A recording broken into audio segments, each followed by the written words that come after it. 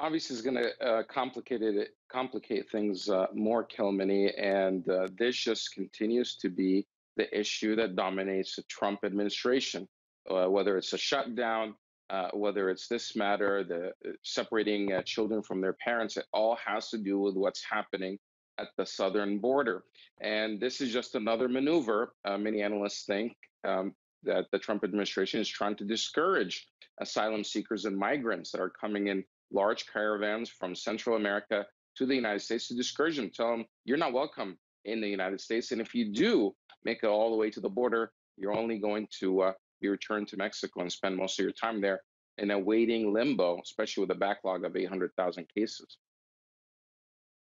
Absolutely. And how is this going to complicate their asylum claims? Because it would also seem that most immigration lawyers handle these cases from the U.S. side. Obviously, this is going to cause it's a great disadvantage to the asylum seekers themselves when they're in a completely different country.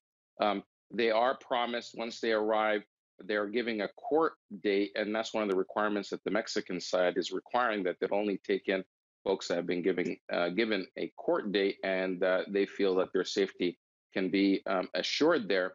But once they get a court date, that could be months, if not years later. And how do they make it back? How do they communicate with their attorneys in the United States? Definitely making things much more difficult. And some people say that this is breaking international law and international norms, because in most places, asylum seekers stay in the country while decisions being made.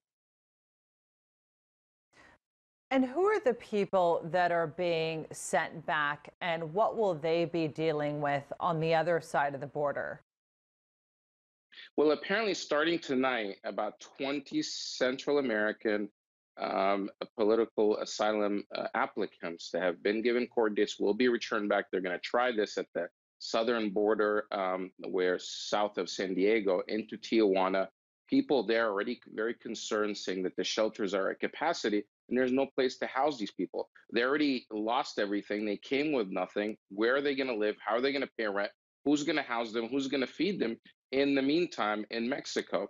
So a lot of more questions than there are answers. They're going to first try it at one border, and then starting tomorrow, 20 more, and later they're going to open up at other border crossings across the southern border. All right, Ahmed Badir, we know that you've been following this story very closely on both sides of the border. You've seen what the impact on asylum seekers firsthand, so it's been great to have you giving context on this. Appreciate it.